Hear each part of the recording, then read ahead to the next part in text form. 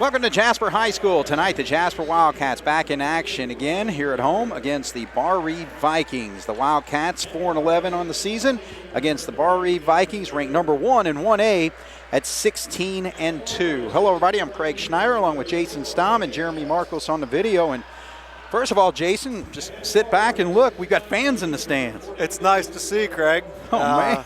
The band's here and everything. Yeah, students. I mean, students are here, the band. Barr Reeve's got a good crowd. We've got a good crowd again. It's a pleasure to get to see that again. Right, absolutely. It's not something, you kind of took it for granted for all those years, and then all of a sudden it's gone. But now it's back, so hopefully it'll stay. Absolutely. So, yes, they're allowing, I think they're allowing 1,200 tickets that they sold tonight. So, looks like a good crowd. We probably sold all those. So, again, students are here, the band's here. We hear music, and it's basically high school basketball back where it needs to be. So don't forget the cheerleaders. Of course, the cheerleaders and the dance out team there, are back dance team, too. So everybody's back in action. Yes.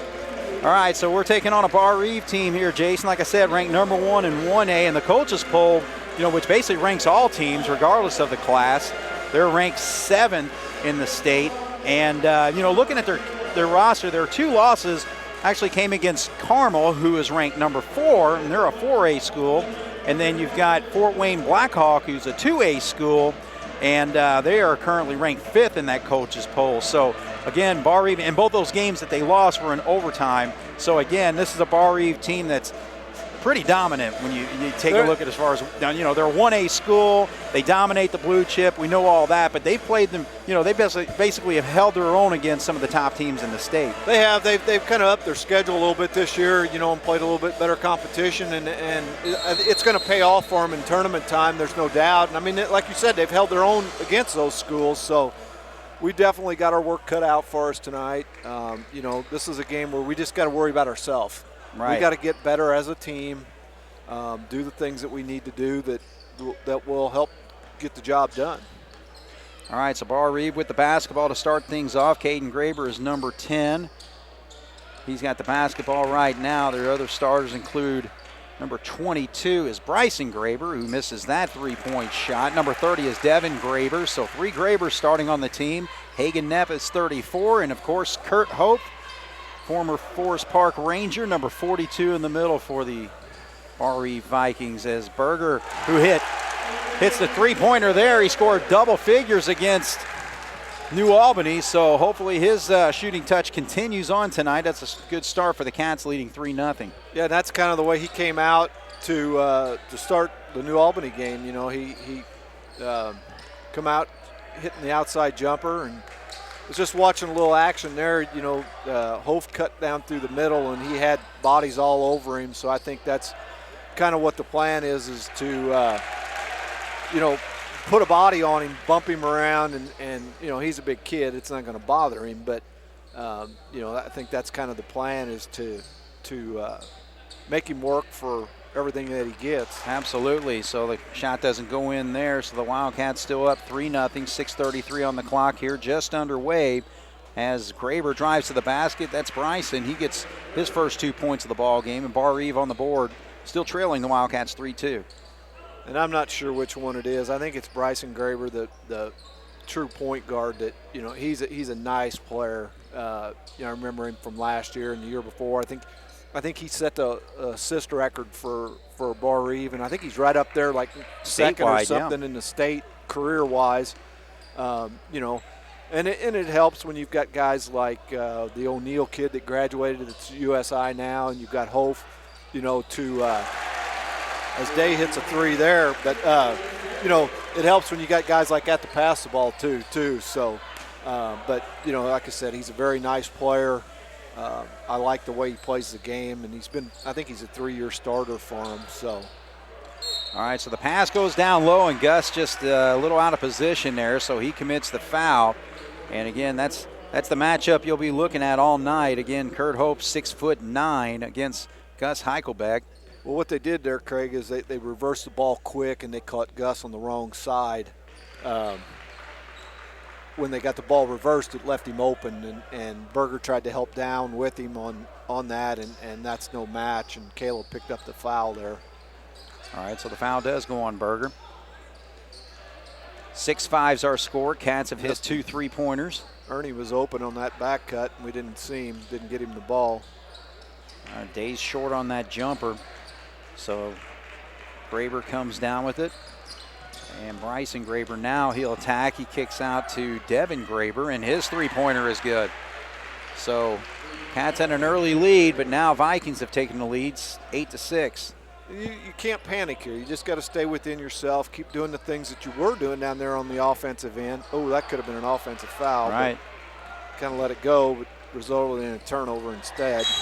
And Nepp tried to throw that long pass over to Hope. He's not able to handle that. And speaking of Hope, he's their leading scorer on this team. And the numbers I had through Max Preps had only 10 games, but they were showing he's averaging around 19. It might even be higher than that because actually, you take a look at some of the games, like, they're blowing out certain teams like, your Wood Memorials, your Shoals, and everything else. But, they beat Castle 61-54 the other night. Hope had 25 points and 10 rebounds in that game.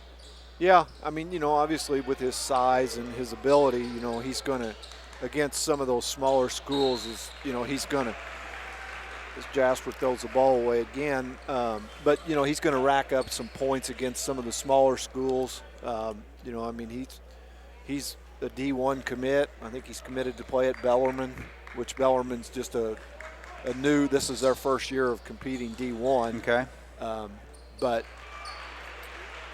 they got a nice program. He'll be a nice addition for them. But, at one time I was looking online at some of the leading statistics in the state, and it was scorers, rebounders, and things like that. And there's a nice move by Dave, being aggressive, going to the bucket. But Hope wasn't listed in like the top 40 in rebounds, average rebounds. And it's like, how can you be that big and yet not, be dominate the top? The boards. Yeah. Yeah, especially against some of the competition that they play, because they play in the blue chip conference, which they absolutely dominate. However, Lagode's got a good team. They've knocked them off, but I'll tell you, actually, their closest game in the conference was just recently. They beat North Davies 39-38. Hope hit that three from the corner. But, yeah, I mean, their sectional's not going to be a given, because Lagode, I guarantee you, that Lagode Barr Reeve game in the sectional, whenever it is, whether it's a first round, second round, final game, it will be a dogfight, because Lagode's going to, I don't know, they call it traveling. Yeah, I noticed that too. I thought maybe he was stopping the action to get the players in. Well, I don't know. Like, that's strange. I think that's what he did.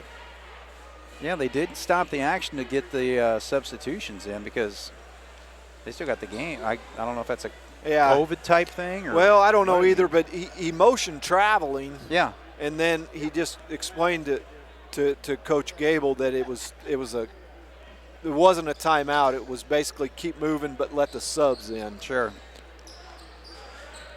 All right, so Bryson Graber with the basketball, going one-on-one against Ernie. And then there's a three-pointer hit in the corner by Graber. So they are popping their threes. That's 3 of them they've hit now.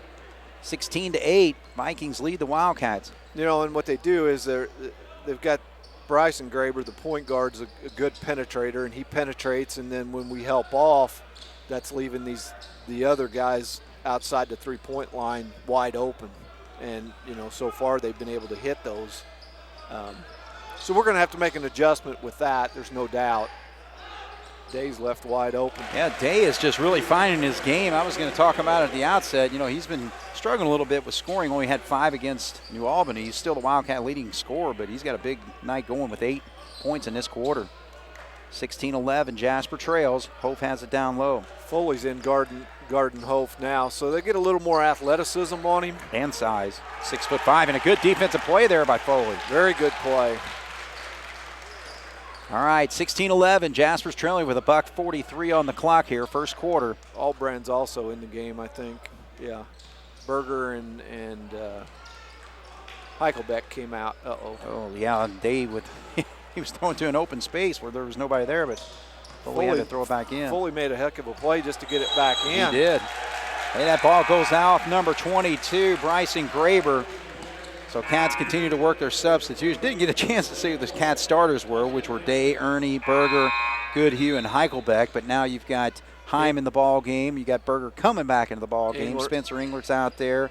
Also Albrand. And looks like he's going to give Day a break here with 1:25 to go. Five subs in, no starters. With Foley out there. So, all right, we'll see what the Cats can do with this final 1:20. But they sat down Isaac Day, who's leading him with 8 points right now.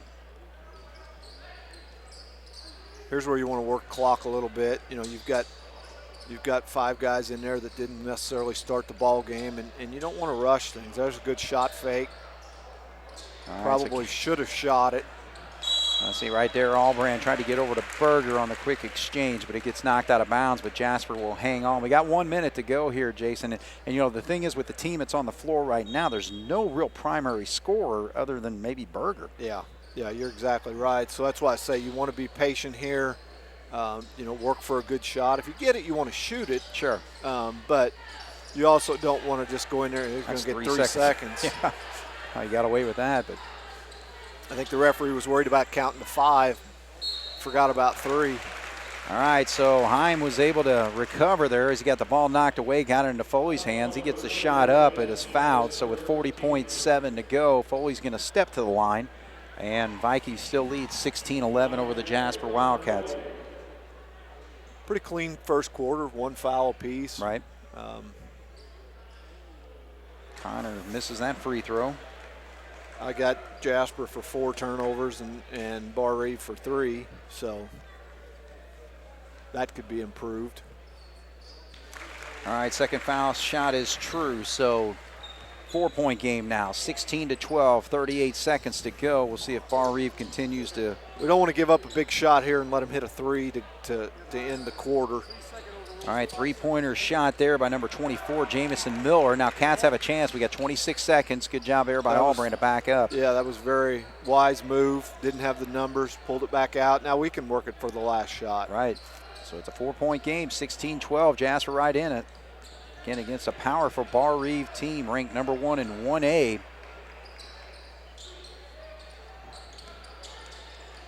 Drive to the basket, kick out. That's a good shot for Albrand. Just misses, though. So Cats got a great look there. And again, Albrand, who's hit the three-pointers all year, but unfortunately doesn't go. But Barr Reeve leads the Wildcats 16-12 after 1 here on 18 WJTS. Here at Jasper High School, the Wildcats trailing the Vikings of Barr Reeve 16-12. And, you know, this Barr Reeve game, I don't necessarily know if we call it a rivalry or not, but, you know, obviously a lot of people interested in this ball game. The Wildcats have played them. This is their 7th meeting since 2015. We played them every year since then, but just a 1-5 record during that stretch. And actually in the past, I went back into like 97 to 2000 season, so we played them 5 times there, and we had a 2-3 record against them back then. So as Day comes back in and continues on. But it's, you know, it's a game that's just every year draws a lot of interest, really. Yeah, it is. You know you're going to have a formidable opponent every year when you put them on the schedule, and it's calling for the travel there. But yeah, like I said, you know you're going to have a good opponent, and it's always a good ball game. Sure.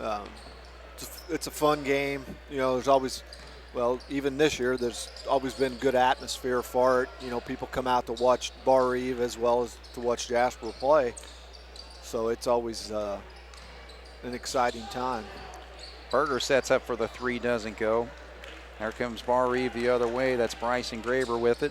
And the other thing, too, is that, you know, playing it here, you know, early to mid-February, right before the tournament starts, kind of gives you a chance to really see where you measure up, because Barr Reeve's always got big players, experienced players, and all that. So it really tells the Wildcats, you know, how they might fare once they get into that postseason tournament. Yeah, it does. It's a good measuring stick. Right. All right, so Graber in the lane gives it up to Hope, and Hope's called for travel here. So that's 2 travels on him, 2 trips down the floor. Right. So the footwork is being eyed by the officials. We talked about that this year, or whether that's more of a point of emphasis. All right, so the Vikings still have the lead, but Jasper trailing by only 2, 16-14 here on 18 WJTS. All right, Cats with the basketball after the timeout, trailing by 2 right now, 6:25 to go here in the first half. Jasper led by Isaac Days, 10 points, 10 of their 14.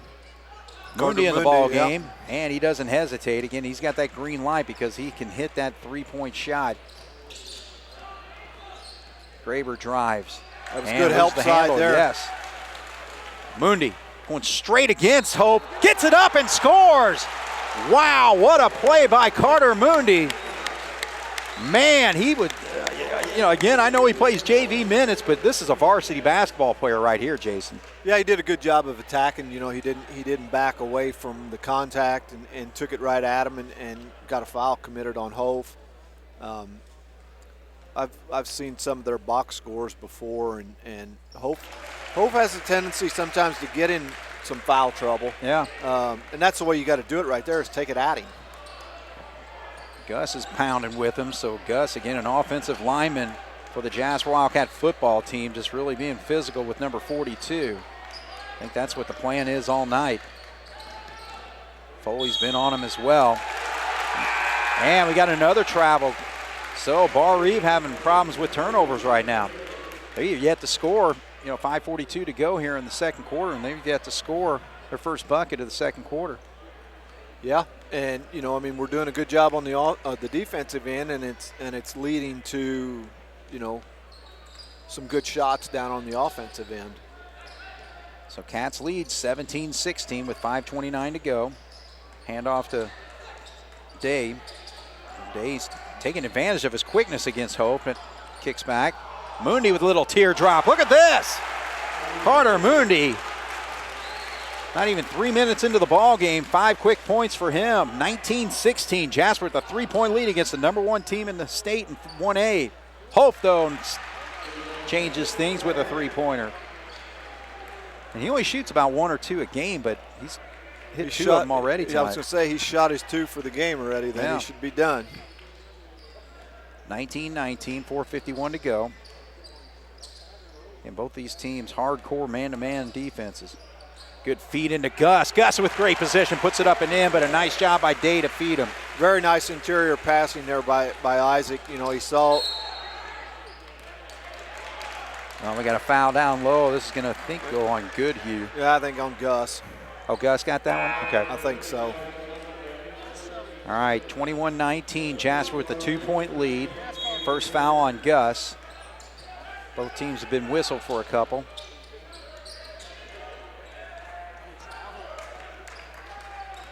Knepp with the basketball, and that is Tanner Ernie. Cats playing with a ferocious defensive mindset tonight. And that's what it's going to take, to have success. Well, and that's the thing. Let Kurt Hope shoot 3-pointers all night. I know he's hit a couple, but that's what he wants to do, There's Ernie's got a nice take to the basket, nice shot. Hope likes to settle for that. Without getting into all that stuff that went on when he left Forest Park, right. But, he wanted to be an outside player. And, at that size, at the high school level, you need to be inside. And it goes back to what we were talking about with the rebounding, Right. He doesn't, I don't know what he average rebounds a game, but it ought to be, a lot. Well, and the thing is, the college game is an inside-outside game, so, yeah, you're going to have to extend for that perimeter shot, but for the most part, you're still going to have to post up and battle down low, which he does a nice job there and gets that shot up and in, so Hope. And you're going to get beat sometimes, like Gus did there. And when you get beat, just let him go. Let him score. Don't foul. And he did a good job of that. He didn't commit a dumb foul. You got a basketball player of that caliber, and Gus is trying to guard him. He's going to win sometimes. Right. And that's exactly what happened there. He won the battle for position, and it's okay. Sure. 23-21, Jasper with the lead. 2:50 on the clock is the screen set there for Ernie. Gus, though, sets for a 3. He can pop it. Good job there by Gus. So he's got 5 points in the quarter, 5 in the ball game, and the Cats now with their biggest lead of 5 points, and we got another foul down low. They're going to call this that one's going to go on Gus. Yeah, and that's where we got to be careful. You know, I mean, you've got some bodies to run in there, you know, and that's exactly what we're doing now. We're going to put Foley back in. Yeah. And that's what you got to do. You got to try to wear him out. You know, keep bodying him, keep pushing, get him to where he gets aggravated. So now the matchup is Foley against Hope, and Hope, a Division I basketball prospect, and Foley, many saying possibly a Division I football prospect as a tight end. Yeah, Hope's bigger size-wise, but he's not going to push Foley around. Height-wise, but yeah, Connor's 6'5" and pretty stocked himself. Connor's going to stay right in there and battle. I can guarantee him on that. He gets beat though there, but actually good recovery and help down low. But the Vikings hang on. Yeah, they got lucky. They got the lucky bounce there. So a battle tonight. 2 minutes to go, and we've got an offensive foul this time. Yeah, he's illegal screen they got on Hope that time. So that's 2 fouls on him. So we'll see if they make that substitution. I would think they would probably go to get him out so he don't pick up his third, but I'd go right at him here. All right, so that's a decision Josh Thompson, who's in his third year at Barr Reeve, makes right now. I'd work that ball into Foley and make Hope play defense. All right, so we're getting a little whistle happy now with the officials calling some fouls here. So 4 fouls on the Vikings, 3 on the Wildcats. That's the second one called on number 44. That is Tyson Knepp, if that's correct. Yeah, Tyson's out there, right. It's probably a Knepp or a Graber. Yep. It's probably a pretty good guess. If you're Graber, you're starting on this team. They got 3 Graber starters. 3 seconds on Mundy. All right, so 3 seconds in the lane. He was in there for a long time before he passed it, but after he passed it, he never got out. Yeah. And that's where they got him for it. Now that's the thing with Josh Thompson. He's really just enjoying the fruits of coaching at Barr Reeve. Won a semi-state in 2019, sectional last year, and who knows how far they would have gone. But yeah, he took over up there at an opportune time. There's no doubt. Yeah, because he was at Vincennes Lincoln for them for a couple years. Wood Memorial won 2 sectionals at Wood Memorial, and then 5 years at Springs Valley with not much to speak of, really. There was Bryson Knepp with that 3, but you know, I was just getting ready to say, you know, we've got to remember and we've got to continue to play defense because that's what got us to this point. Hope picked up his third.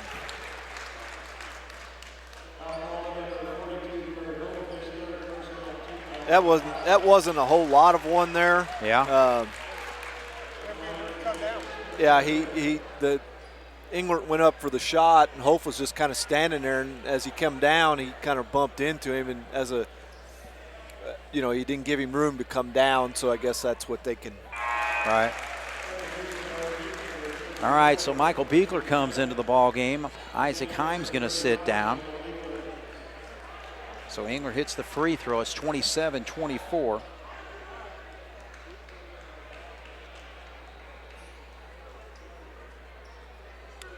Second foul shot short. So Hope sits with 3 inside of a minute. The thing we got to remember is what's got us to this point. It's down here on the defensive end that's done it, and that's what we've got to continue to play. Now, like you said a while ago, the officials seem like now they're starting to call a little more closely than what they had been. Right. You know, and as a player, that's tough because you don't know what you can and can't do. Right. They just need to be consistent. Either call it from the start or call it, one way or the other. All right, so Caden Graber with the basketball. Feeds over to Devin Graber. Uh-oh. A little high on the pass there, and the Cats come up with it. So there goes Spencer right away. Left-handed layup up. Can't get it in. Beekler can't get the board. And here comes Barr Reeve the other way. So they got 23 seconds. We'll see if they hold for 1. They are trailing the Wildcats by 3 right now, 27-24. That would have been a big, nice conversion there if we'd have been able to take that turnover and convert it into 2 points. But so down to 9 seconds. Jasper giving Barr Reeve every bit of what they have. So a fadeaway jump shot does not go, and the Cats will take a halftime lead, 27-24. So the students are here. We got fans, we got the band and everything, and the Wildcats are really putting on a good show so far, Jason. Yeah, they have. Like I was saying there, the defensive end is what, in my opinion, the defense is what's got us going. We're playing hard on defense, and to me, when you play good defense, it transitions into good offense. Right. So I think, as a coach, I think the coaching staff's got to be pleased with the defensive end. I mean, you've held them to 24 points, but it's not only that, it's the fact that we're physical in there. Oh, yeah. We're not backing away from No. them. We're in there banging, grinding, doing the things that we need to do to compete against them. We're not playing scared. We're playing like we belong on the same floor that they are. Right. And from that point, sitting here watching this game, that's what I'm probably the most excited about, is that we're in there banging and grinding and playing like we belong out there.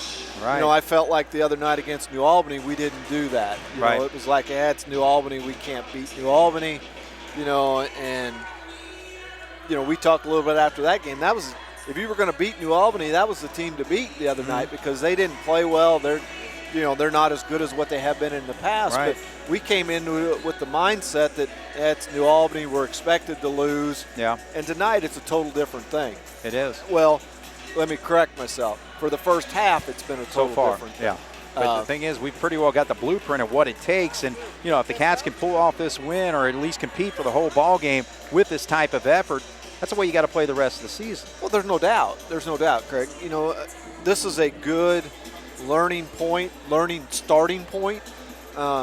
You've just proved that you can play with anybody when Yes. you've got a 3-point lead against, I know they're a single A team, but it's still a good basketball team. Yeah. And you've proved that you can play with those type teams in a half. Right. Now, the game's not over. It's not. And I'm sure the coaching staff will remind the guys at halftime that, hey, the game's far from over. Mm-hmm. You got to come out and you got to play with that same intensity, the same desire that you did in the first half. And if you do that, you're going to put yourself in that with an opportunity to win the game. Right. If you don't, if you let up, this is a very good basketball team you're playing, and you could look up in that scoreboard 5-6 minutes into the third quarter and you could be down 10 or 12 points. Right.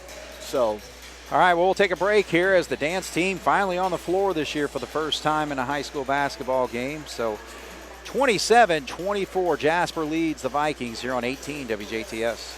All right, we're back once again here at Jasper High School here at halftime as we're getting set to start the second half. The Jasper Wildcats with a 27-24 lead over the Barr Reeve Vikings. So we'll take a look quickly here at the scoring. First for the Vikings, Kurt Hope has 3 personal fouls, but he did score 11 points in that first half.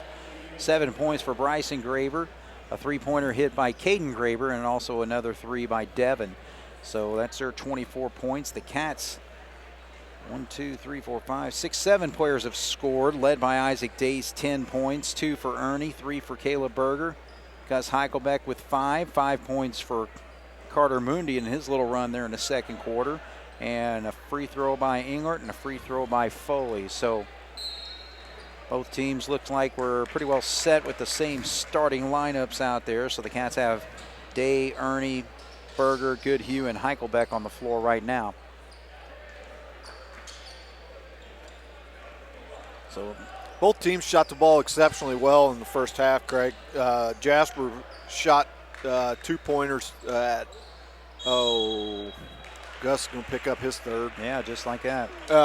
But Jasper shot the ball exceptionally well. They shot I have them unofficially 75% for twos. Threes, they shot at 50%, 4 for 8.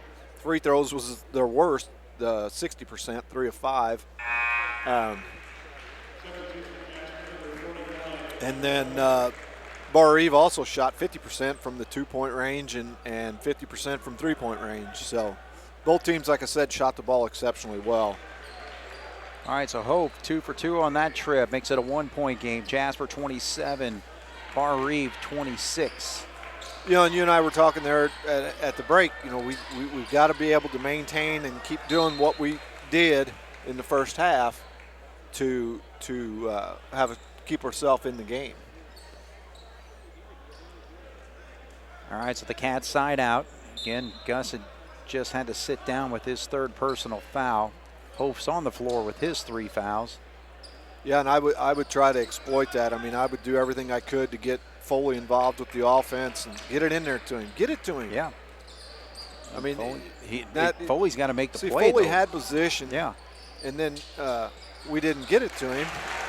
Well, that's a nice play there, though, by Isaac Day, and Foley actually sealed off his defender, though, to be able to kind of open that up. So Day's got another bucket. He's got 12, and it's a 3-point lead for the Cats.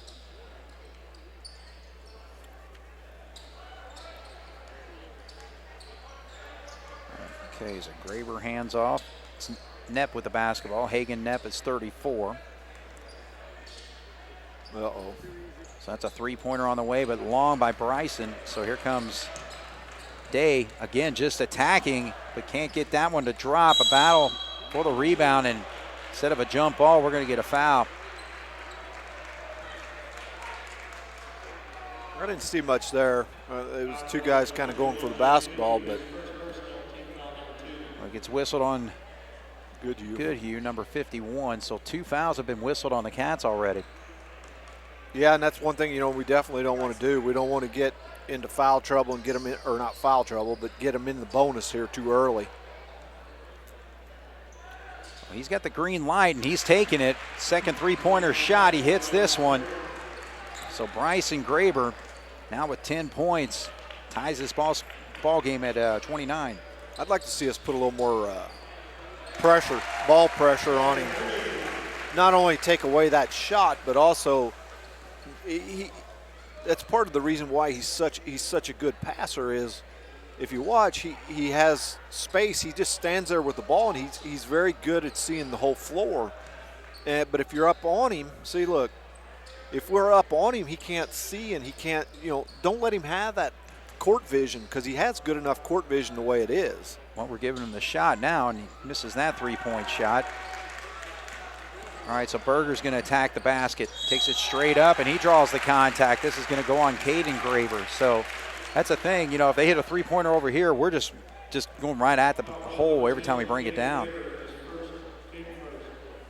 So 31-29, Jasper with a 2-point lead. Berger with the chance for 2. And he pops the first one. So 4 points for him. Substitutions coming in. Number 40, Tommy Kidwell coming in. Also 24, Jamison Miller. 3-point lead for the Cats, 32-29, 5:29 to go here in the third quarter. Berger long on that free.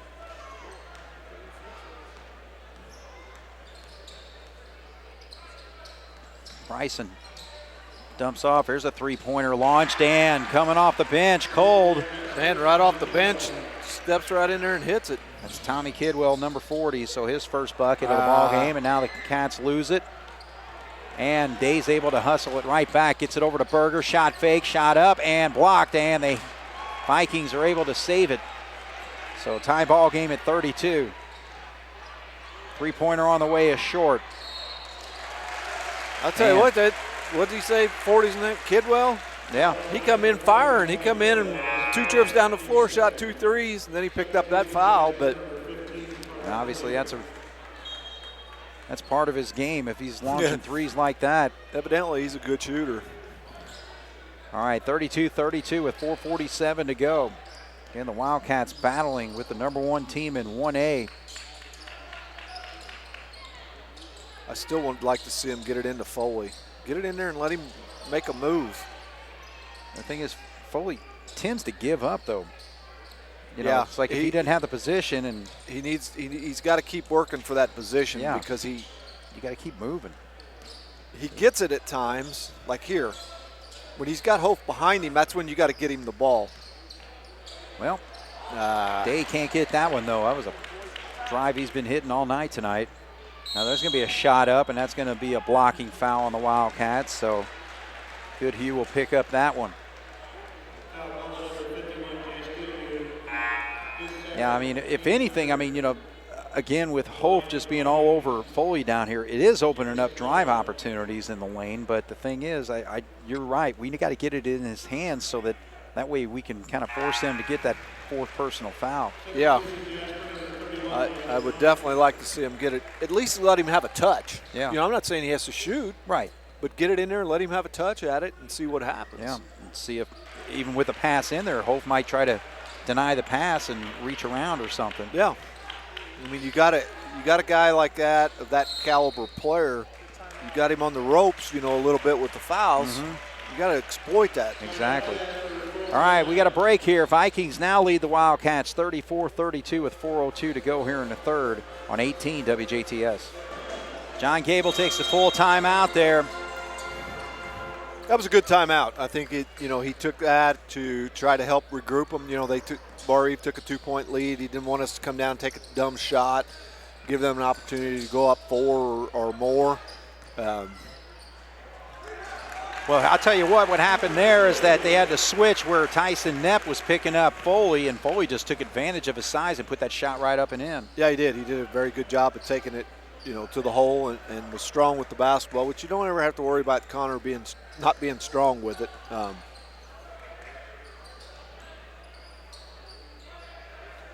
We're looking for Hope. Hope's not had many touches here in the second half.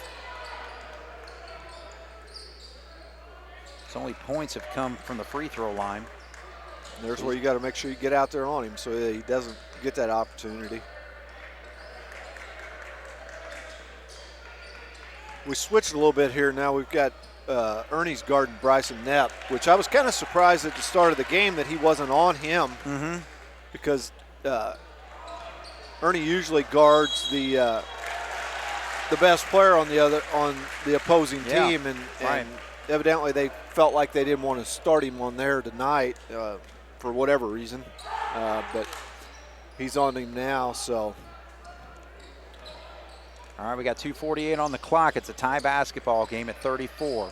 Foley, look at that attack. Puts it up. Oh, cannot get the roll, but he'll go to line to shoot two. Man, he just made a quick move there, Jason. Yeah, he did. He caught it, did a drop step spin move, and went up with the ball, went up strong, just couldn't quite finish it. But, you know, at least he's getting to the rim and he's attacking. He's not settling. Cannot hit the free throw. So Foley, 1 of 3 from the line so far. Ernie's going to sit. Albran in. And Foley misses both. So we're stayed at 34. 2:37 on the clock. Third quarter action. Vikings 34, Wildcats 34.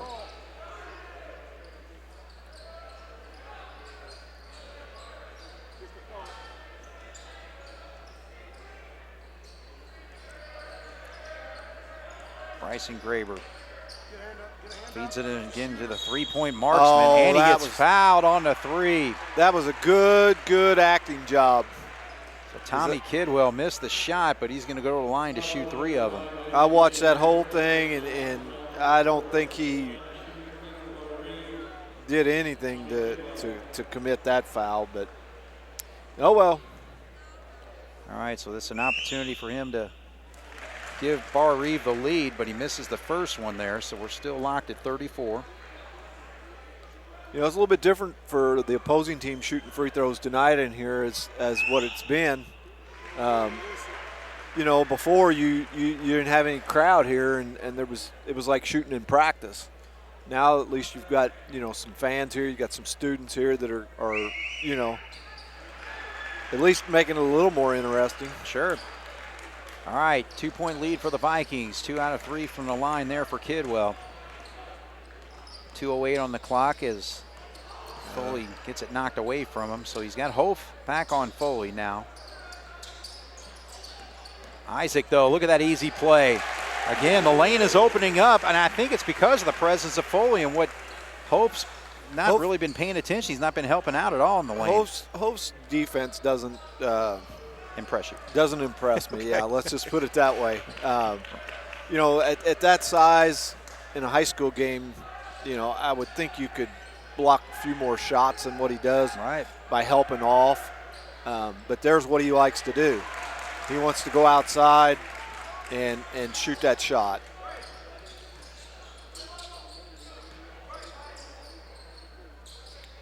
Get it to him. Yeah, the opening's there if he drops it down low, but keep it out on the perimeter. So Graber against Day there. Now Moondy. I mean, we're just playing a lot of. Look at that spin move by Moondy. Look at that. I'll tell you what, this sophomore is not a sophomore anymore the way he's playing. So Moondy, 7 points, aggressive to the basket, gives the Wildcats a 2-point lead with 52 seconds to go, 38-36. Yeah, Carter did a good job there of penetrating off of the dribble. Good hands there to knock it away by Day. And getting a good shot off of it. I mean, and again, I think there's no fear whatsoever when he makes those plays. It's obviously, from watching 3 quarters of this game that the game plan tonight was to attack the rim. Right. Because there's no doubt that that's what we've done and that's what we've been successful at.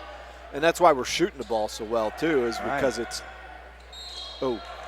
All right, so Hof goes aggressive against Foley. Foley loses that battle, and so Hof's going to go to the line to shoot, too. We should have tried to take a charge there. We could have picked up a cheap foul. It would have been his 4th, I mean, I know it's getting close to the 4th quarter, but still would have been nice to see it. But Hof's all of his points here in this 3rd quarter coming from the free throw line, 3 for 3. Well, the free throw scored a field goal. The free throw line's definitely keeping them in the ball game.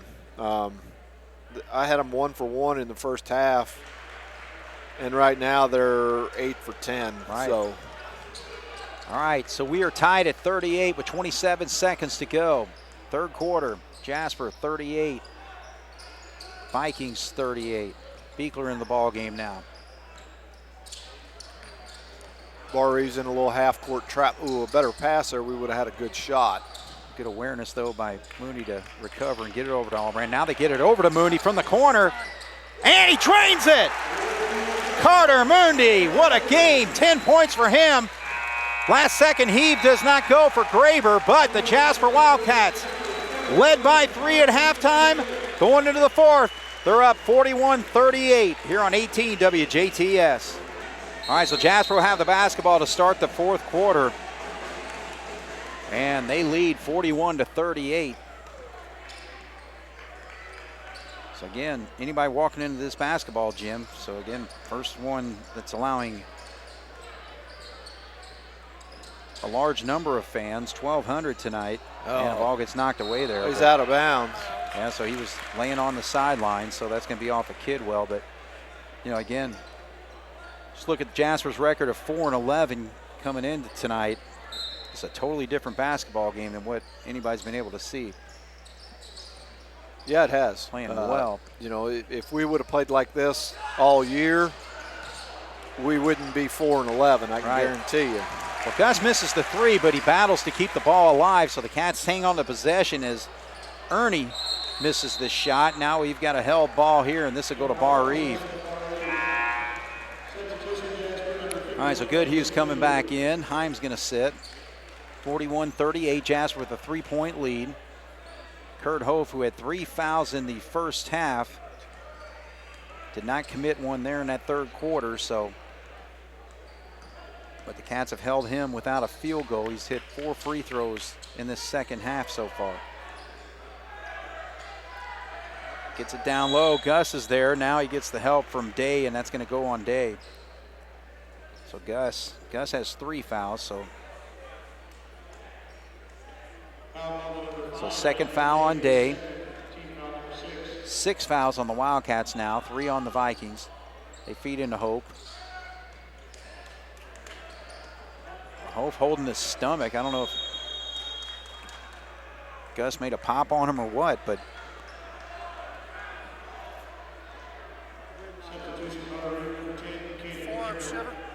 all right, so might have been just again, you use your elbows and everything, getting positioning and things like that, so I don't know if it was a case of that, but yeah, I don't know if he's shaking up. It's hard telling if he's got the wind knocked out of him.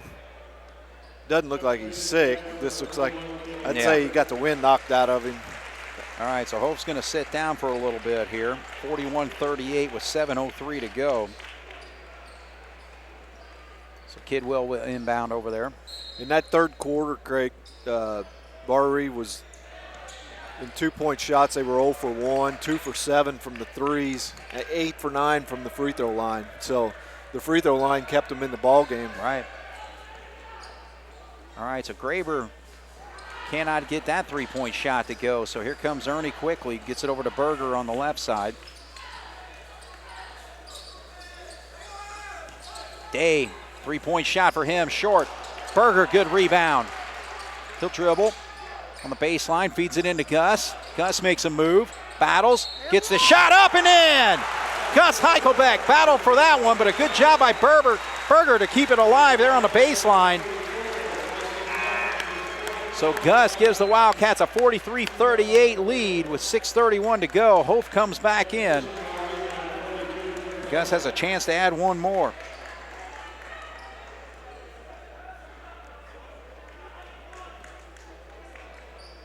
They did a good job there of battling. God dang. Oh, but Ernie, though. So, again, those second chance opportunities, but now he throws it right away. So, that one kind of. Now they get it down to Hope. He's down low. Gus does. Oh, and they call a late foul. That was an awful. I mean, I'm not saying it wasn't a foul, but it was a late whistle. Yeah, he waited until that shot was off and in the rim before he called that foul. You know, here's the thing. We had the ball down here up 5, had the rebound, committed to turnover, and then let them go down and possibly commit or have a 3-point play. Right. All right, so 43-40. Hope misses that foul shot. So his first miss of the night. 6:15 on the clock. Jasper with the 3-point lead. Gus has to sit with his 4th foul. Day gets it slapped away from him, and they're going to call a foul. So this one's going to go on Bryson. Bryson Graber picks up the personal. That's the 5th team foul. First one called on Bryson.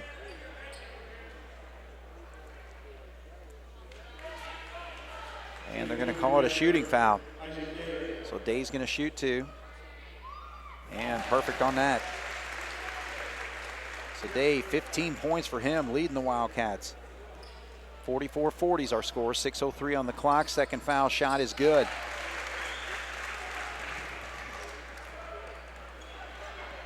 Five-point lead for the Cats with 6 minutes to go here in the 4th. Jasper doing it defensively, but also very resourceful on the offensive end, attacking the basket all night. All right, so that's going to be a foul on the floor. Foul, but yep. All right, so Foley picks up his 2nd foul. So the 2 players with responsibility of containing Kurt Hof, 6 fouls between them. Gus is on the bench right now with 4 of them.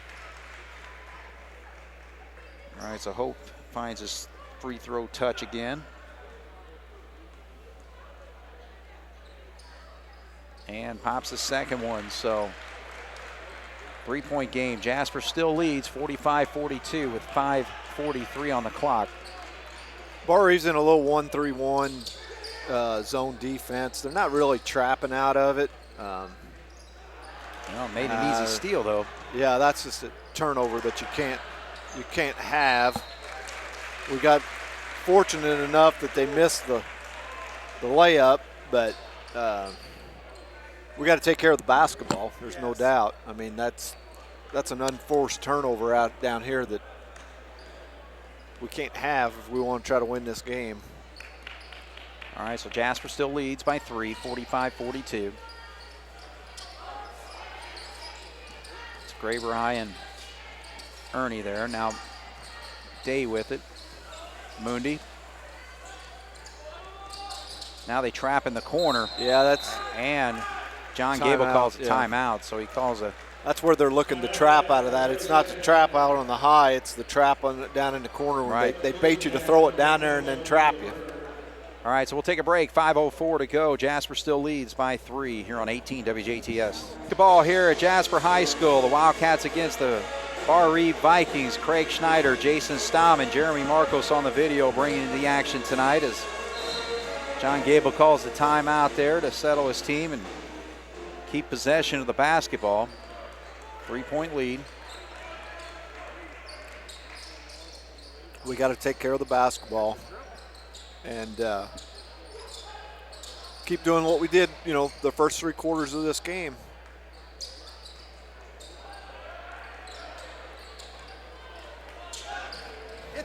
Mundi cannot get that one to go. Hof comes down with the rebound. 4:30 on the clock now. Drive to the lane, kick out. Kidwell, he's popped it before and he hits another one. So Kidwell ties this game at 45. 2 3-pointers for him tonight.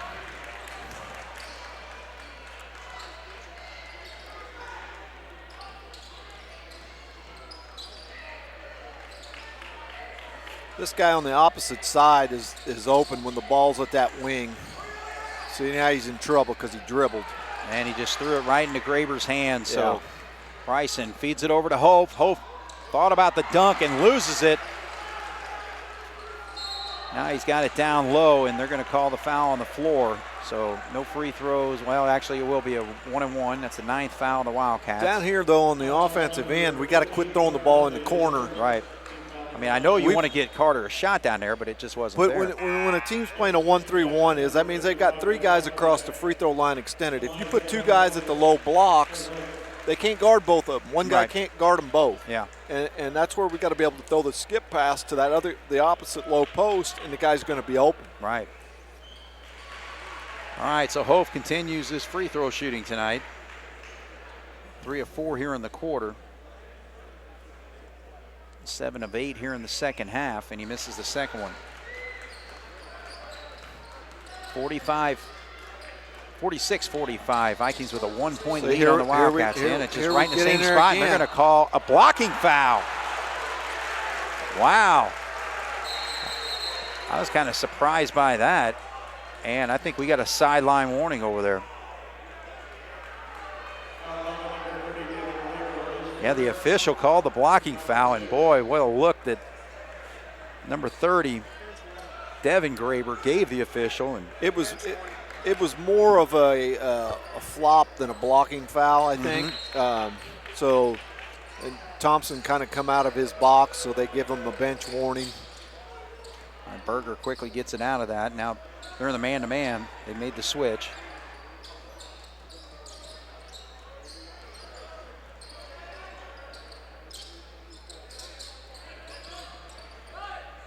Ernie works off the screen. Gus back in the ball game. We need to make sure we just be patient and get a shot like we have been getting. And that's being aggressive and going to the basket. Get it to him. All right, gets kicked out of bounds. But all right, so Jasper still with the basketball. 3:18 on the clock. They're trailing by 1. The Vikings 46, the Wildcats 45. Inbound play set. Good screen for Mundi. He's got a wide open look, and he pops it. Carter Mundi, 13 points off the bench, and gives the Wildcats a lead right back, 48-46. Now Kidwell can't get it to go. Rebound comes down to Berger. He's going to have to split the defenders, but actually there's a foul. And we'll see who they call it on, because Hope was right there, and that's who called it on. They called it on Kurt Hope. That's his fourth foul. His fourth. So, 3 minutes left. It shouldn't play into it, but it could. But I would definitely try to take advantage of it. I would go right at him. Sure. All right, so Berger's going to step up. Foley comes in. Gus is going to sit. 4th foul on Hope. 7th foul on the Vikings, so it's 1-1. Berger, big one there. 2 of 3 from the line tonight. He's got 5. Cats so far 3 of 4 from the free throw line here in this 4th quarter, leading by 3. 2 for 2. All right, so that gives the Wildcats a 50-46 lead with 2:58 to go.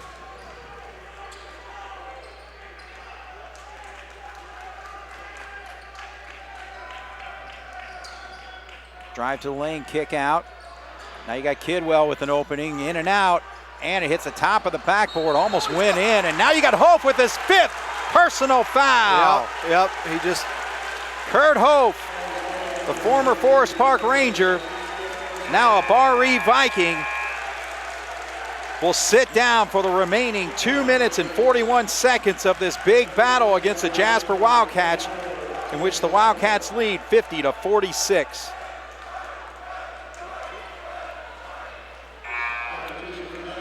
All right, so Gus comes back in. So we're starting to make that switch between Foley and Heichelbeck. So Kurt Hope, the leading scorer for this Barr Reeve team, is now disqualified from action as Gus gets a rebound. Strong move up, little finger roll up and in. Gus Heichelbeck with a huge offensive rebound. You give the Wildcats a 6-point lead. Now the Vikings are going to call a timeout and try to get settled things down, but the Jasper Wildcats leading the Barr Reeve Vikings 52-46 here on 18 WJTS. All right, we are back once again here. The Vikings call the timeout. Josh Thompson tries to get his team settled down after they lose their leading scorer. Kurt Hope sitting on the bench with 5 fouls. 52-46, Jasper with the lead. Graber attacks, and that's going to be a foul called on Ernie. Not a bad foul there, but he will shoot free throws, though. Yeah, and he'll get to shoot 2. From here on out, they'll be shooting 2.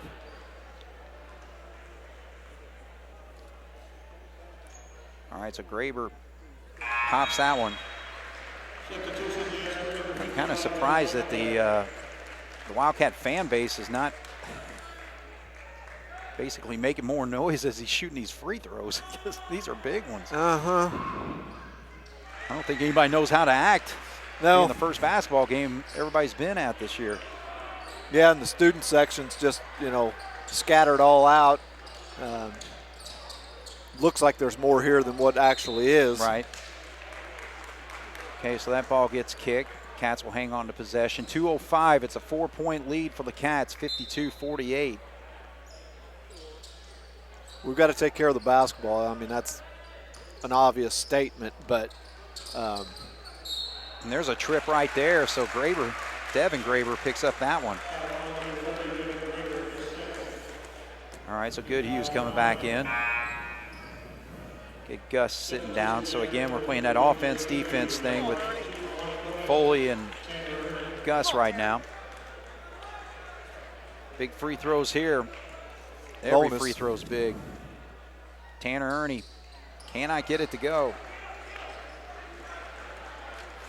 4-point lead with 1:54 to go. Graber kicks back out. Devin drives, makes a spin move, finds an opening, puts it up and in. I don't know if he traveled or not, but it sure looked like it because he covered a lot of real estate after he picked up his dribble. Right. All right, so John Gable calls a timeout. This is going to be a crucial possession. 1:36 on the clock. Jasper 52, the Vikings 50. We'll take a break here on 18 WJTS. Jason Stamm, crucial situation here, isn't it? Yeah, I mean, that was a good timeout by Coach Gable. He wanted to have these guys settled. He wants to probably run a set play here. 2-point lead with 1.5 minutes to go. Every possession's, very, very crucial. You want to make sure you get off a good shot here. So we'll see what they drew up in the huddle. They're gonna be, it looks like man-to-man, yep. Man-to-man, oh, they left the door wide open. Oh, but Daig has got the ball knocked away as he was driving there, so good defensive play by Graber. He's got the basketball and attacks. Kicks out, Devin Graber with the shot, short. Battle for the rebound. And they're gonna say Viking basketball. So I don't know how you could even come up with whose that was. That was just because again, Day's got to take that opening. Again, that's his play. Yeah, but he just got knocked away over here. Yeah, I don't fault the play. Right. That's what we've been living on all night is being aggressive, going to the rim, just like we did. I couldn't tell. Maybe he acted like he got fouled. You know, most of the time, high school players aren't smart enough to say they got fouled if they didn't. You know, they're not good at that type of thing. I don't think. Yeah. So I would think, you know, he may have gotten slapped or whatever, but it's irrelevant. You know, minute and a half or minute and 13 seconds left. 2-point lead. Again, it's going to come down to, you know, turnovers, free throws, typical thing, you know, but win or lose, this is a huge, huge improvement for this basketball team. No question about it. You know, and I don't believe in moral victories. You know, if you lose by one, well, it's a moral victory. No, it's not. Ooh, almost an over and back here. They, you know, we need to win this and not be satisfied unless we do. Left alone for three, and he pops it. That's a big one off the bench for Jamison Miller. First bucket of the night for him. See, and that's what they did. They came out of the timeout with a set play. They had the guy they wanted in that position to shoot it. And now we'll see what Jasper can do, because they're going to do the same thing. They're going to draw up a play here in the timeout and come out and see if they can execute it. All right, so when we come back, Vikings with a 1-point lead, 49.3 to go here on 18 WJTS. All right, probably the biggest possession of the night for the Jasper Wildcats here. Yeah, no trailing doubt. by one with 49 seconds to go. You know, and the thing we got to realize, I mean, you don't have to shoot a three. You know, I'm sure that the coaching staff drew up a play, and you know, whether it's a three or not, I don't know, but you just got to get a good shot. Cats have one timeout left. And I would say Coach Gable's standing right there and may call a timeout if it gets to that.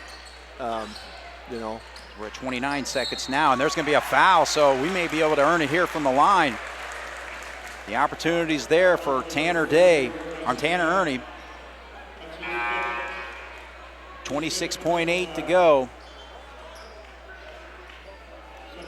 Vikings 53, Jasper 52. Two big free throws. It will be double bonus here as Caden Graver steps to the line. Good use in. Michael Beekler's coming in for Mundy. So Tanner Ernie, though, just 37% foul shooter on the season, so these are huge. Yeah, no doubt. It's nice to know, though, that you get two. So he ties this basketball game at 53.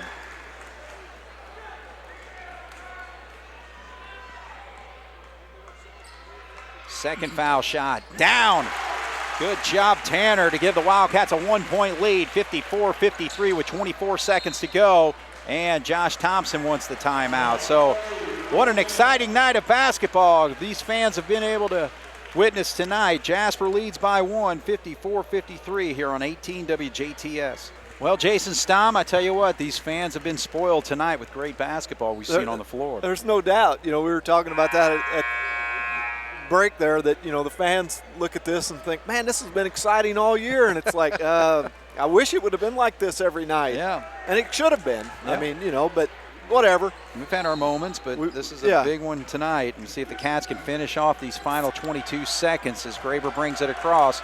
Jasper 54, Vikings 53. Let's see it play out.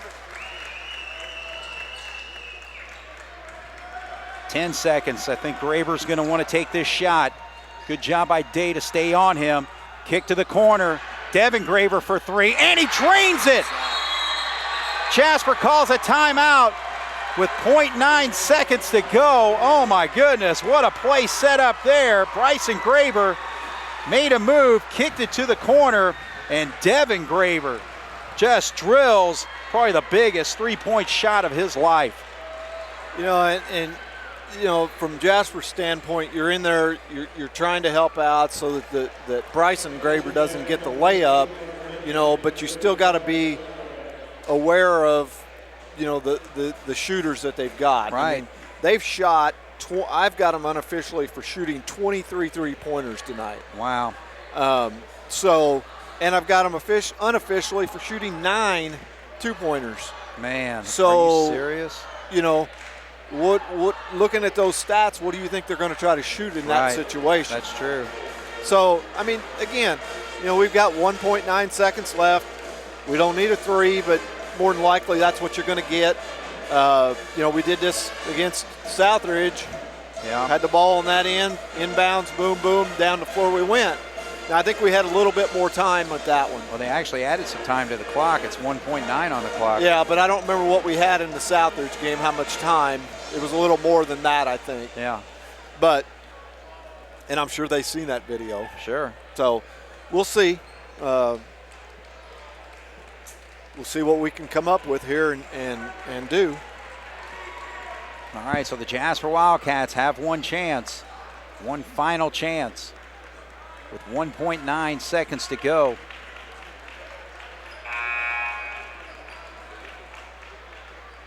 Again, they're keeping an eye on Day, but Day's going to get the inbound over there. We'll see if they try to run the play with Connor Foley. And they may try to flash Foley and throw it to him, and then they actually backed off Miller there, so nobody's on the ball.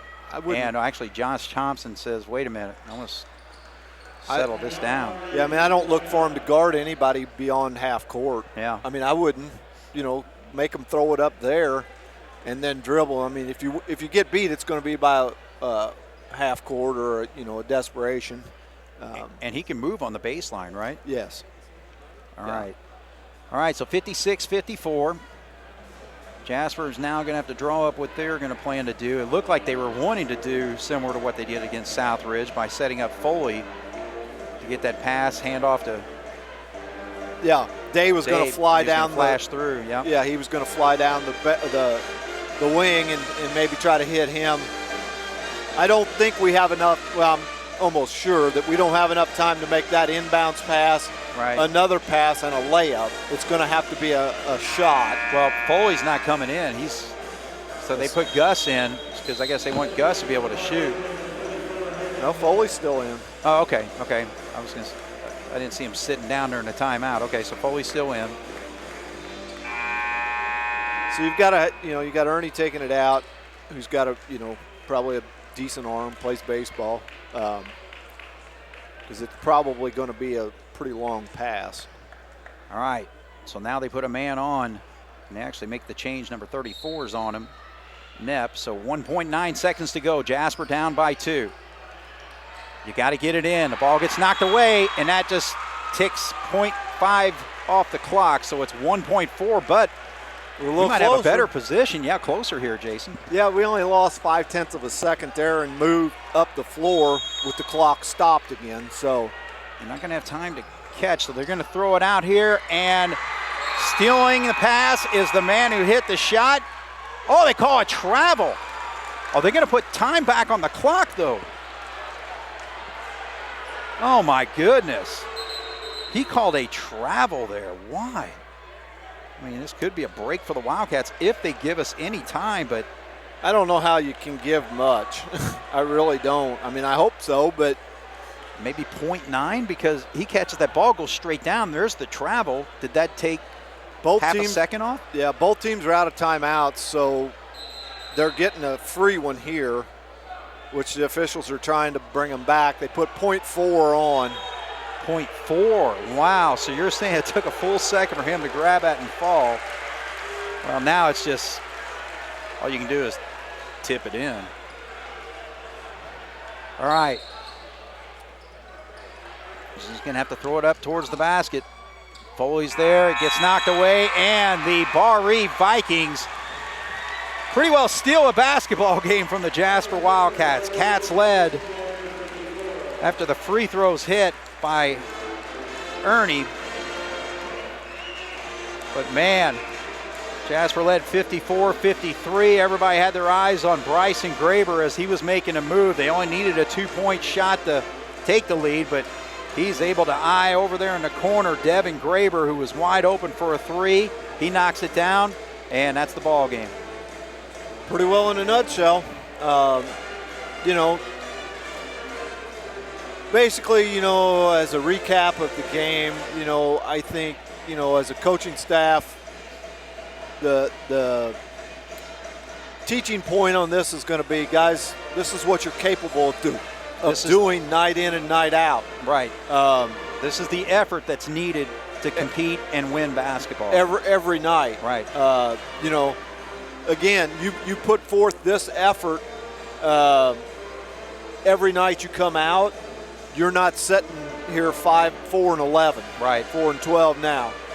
You're not at that point. I guarantee it. I guarantee it. And at this particular point of the season, you're building yourself to be what team we're going to put on the court once we get to the postseason. That's exactly right. You know? So this can be a good building block, a good stepping stone for what's next. Right. Now, that's up to these kids as to how are you going to come back out the next game, Saturday, against Boonville. Right. Boonville, not to take anything away from Boonville. Right. Boonville's not a Bar Reeve. They're not Bar Reeve. Boonville's not going to be one of the better teams that we play all year. Right. Right. You know, I mean, a team we can and probably should be able to beat on our home court. Last year we went to Boonville. Yeah. Should have been a team we beat. We go down there and lay an egg and get Right. beat. Same thing can happen this year. True. We've got to use this as a building block to get better, get better, get better, get better each and every game. Right. And not go backwards. Yeah. You know, we took a big step tonight to improve, but if you don't keep building on that, it's all for nothing. Right. Right. So I think, you know, that you got to commend the boys and the coaches on the effort. You know, again, it stinks to lose by 2 points to anybody. Right. Especially to a team the caliber of Barr Reeve. Bar Reeve. Yep. So from that point, it's disappointing. But again, I look at it as not necessarily as wins and losses, but I look at it as, did we get better tonight as a basketball team? By God, we did. Yes. Now, can we continue to get better is the next step. Yes. And we'll see that Saturday afternoon when we play Boonville. And the thing is, as far as this coaching staff, they've got a philosophy of how they want their basketball team to play. Obviously, that's not meshed between, you know, with the record. That, you know, 4-11 speaks for itself, okay? But do you feel like tonight that we've got buy-in from this team to be able to play? Well, I would hope so. Okay. You know, I would hope that these guys can look at this and watch this on film and say, you know, if we would have been doing these things that the coaches told us to do all along, and, you know, this is an example of it. I mean, it shows you that you can compete against a good quality team if you do the things that the coaching staff wants you to do. Yeah.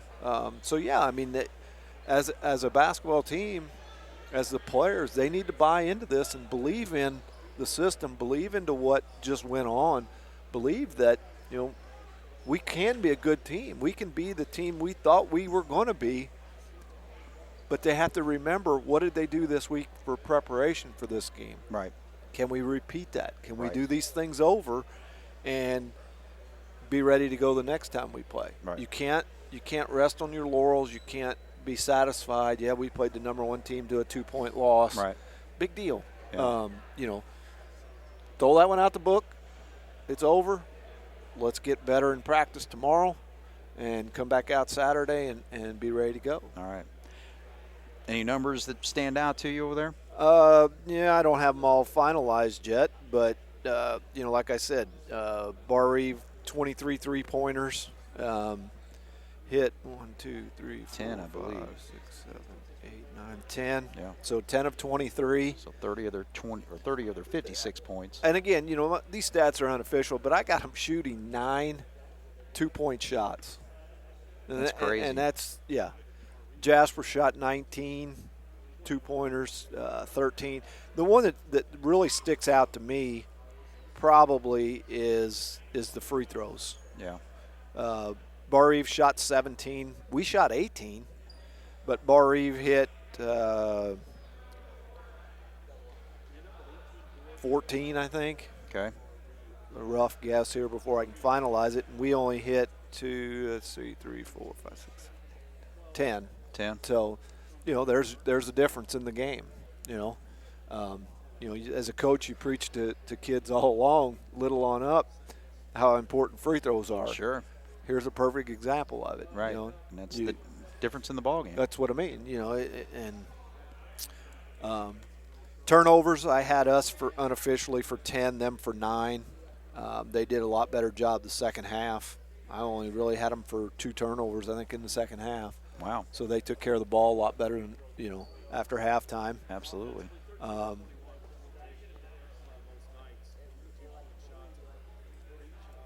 don't know. The numbers are what they are. But from the coach's standpoint, I think, it'll be interesting to have your interview with them here in a little bit to see what what's their take on it. Sure. Because again, like we've said all along, these guys are the ones that are with them every day at practice. Right. They know what to expect out of them. They know, could we have done something different or better tonight? Right. In my opinion, looking at the game plan, and again, I don't know the game plan because I wasn't in practice for the last 3 days, but sitting here looking at it, I can kind of visualize what we were practiced, they were taught and instructed to do, and to me, it looks like they did a pretty good job of it. I think they were told to attack the basket. They did a good job helping with Hof, on defense. We didn't let them have anything, out of the ordinary shot-wise. We forced them in, like I said, into shooting 23 threes. Yeah. And maybe that's their game. I don't know. But it'll be interesting to see what they have to say because here they come. Well, actually, there's 3 of them coming, so guess we get to take our pick. Maybe one of them's not going to walk all the way up here. I'm not sure which one, but all right. Well, we'll take a break here. Jasper, tight one tonight, but falls to the Vikings 56-54 here on 18 WJTS. All right, we're back once again here. Jasper falls to the Barr Reeve Vikings in a tight one, 56-54, and we have Jason Albrand here to tell us about it. And Jason, I know a disappointing loss here, but before we kind of get into everything that happened there, let's talk about the game plan coming into tonight and how we executed that game plan to be able to be Well, competitive. I thought, what's been one of our bugaboos is, I think, paying attention to detail and taking walkthroughs and scouting reports and film work out on the floor. And I thought tonight we did a really good job of that. Offensively, we knew we weren't going to beat Barr Reeve in the 80s. And the games are going to have to be in the 50s or high. We're not holding the ball, and we've really been working on, getting a feel during the game when, okay, we've gone a couple empty trips, they've got a couple buckets. We're not holding the ball. We're just going to turn down a good shot for a great shot kind of mentality. And I thought we did a really good job of that the first 3 quarters of understanding what we wanted at certain times. So I thought offensively we did a really nice job.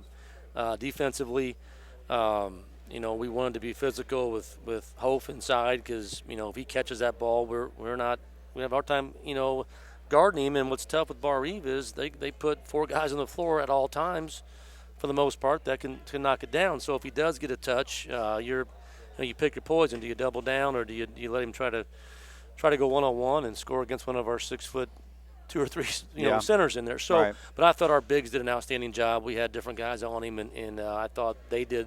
We wanted to get him off the block and have him catch the ball off the block, make him put the ball on the floor with his right hand. A couple times in the first half, we got a little low when he ball screened. We sunk too low. He popped, and then it was a long closeout for our big. But, for the most part, I thought we did on both ends of the floor did a really nice job of doing what we wanted to do. Well, and it seemed like their offense, they hit 10 three-pointers there and shot quite a few of them, and obviously won the game with a big one there. But did we want to force them into a perimeter game? Well, no. They had one of their players, one of their starters, 34, Neps, who's a really nice player. He injured his ankle and he played and he wasn't himself. And so when they brought in other players, there were certain ones that we could help off of. But that was the tough. We knew we had to guard the ball because we knew tonight if they got around us, we really weren't not going to be able to provide much help because, as you say, 10 threes. And some of those came on. Just busted plays, a kick out or out of position. A couple, I think, Hof hit, we were just a little low on the right. But I thought that, we did. They've got 3 guys that shoot over 50% from the arc. Find another team in the state that's got that, and so they're a difficult matchup, especially when you don't have a guy that's physically, size-wise, 6'8", 6'9" to go against Hof inside. But like I said, I thought our kids did an outstanding job of understanding how we wanted to guard him, and there were times, where they got some open looks and 40 comes off the bench and hadn't played, and first thing he does is hit a three-point shot, know. So, and we knew he was a shooter. It wasn't like he was like, who's this guy? It was Right. one of those. And sometimes when you sub and they're on the other end of the floor, it's hard to communicate down there, the hey 40s, he was on the report, but, here we are almost 3 quarters later, right. And so, but overall, we were pleased with how our kids approached the game from that standpoint. All right. Well, the other thing, too, is that, obviously we've had our struggles in the season.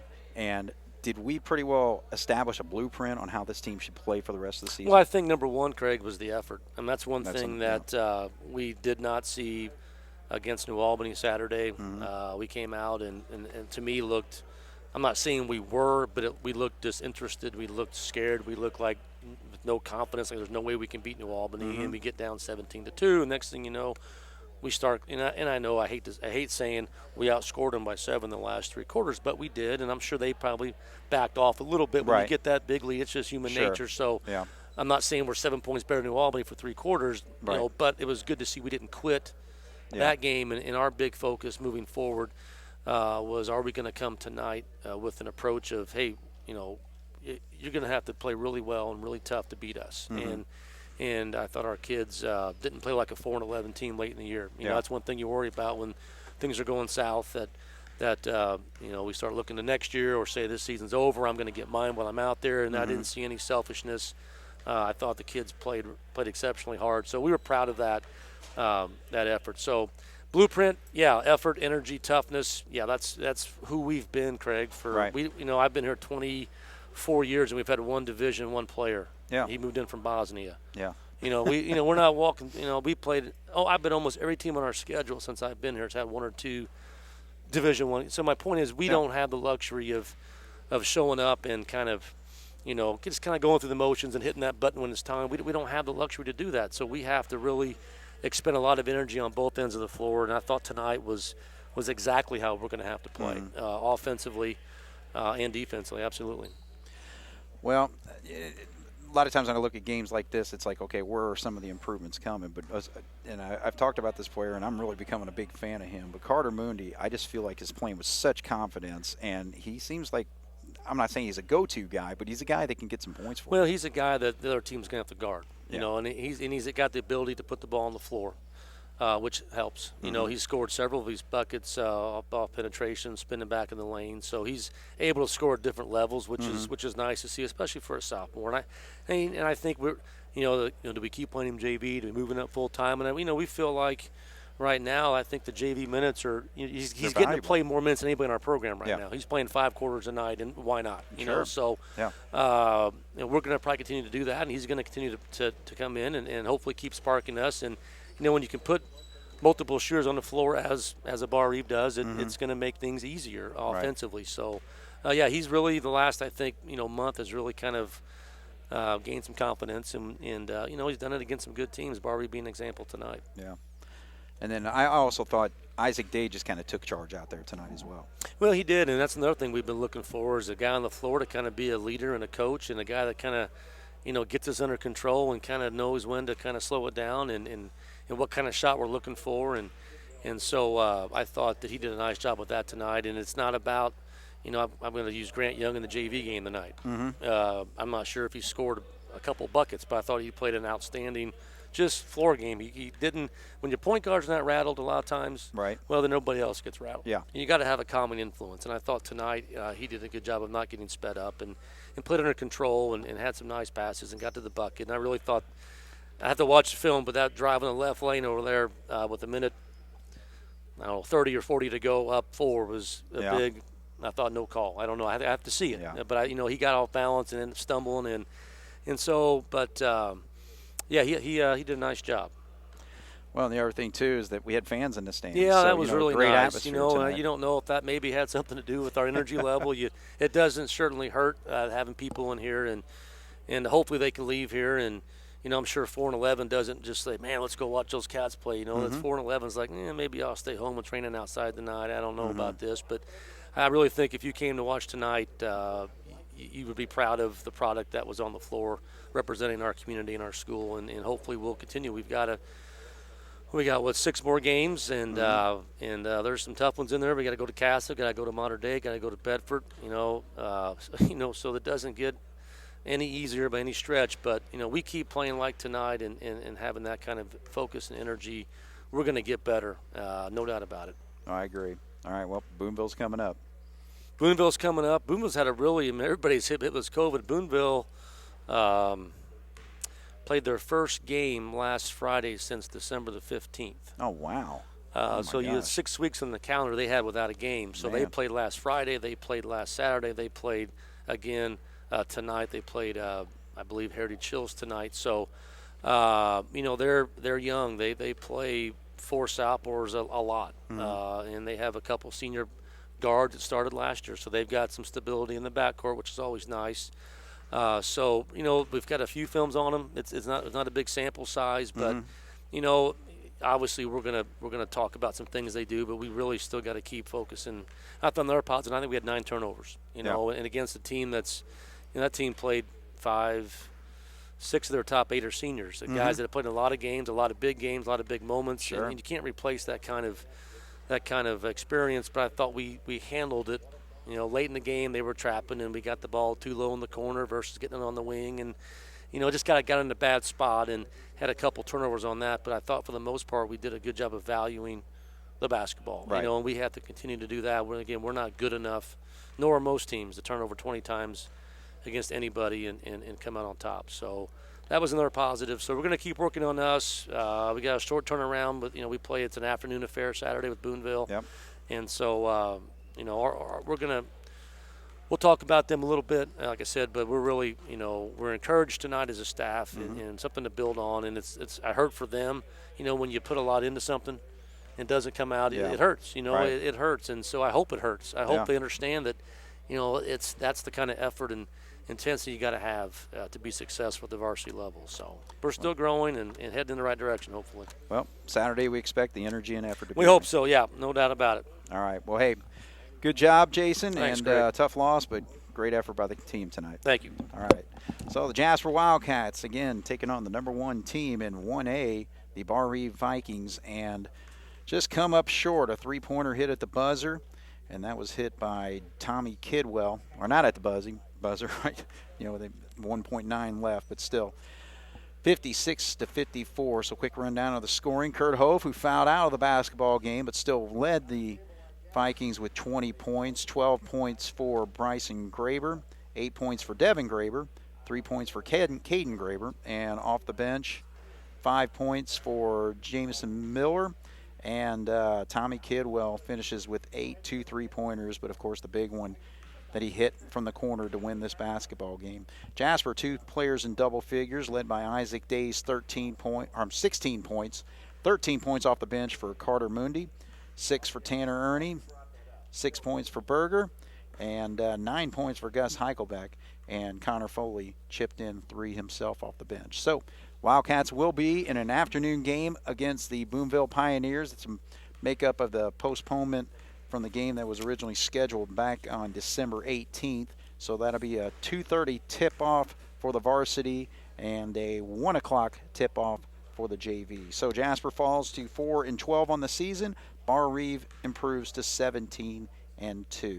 So for Jason Stamm and Jeremy Marcos on the video, my name is Craig Schneider. This is Wildcat Basketball here on 18 WJTS. Good night.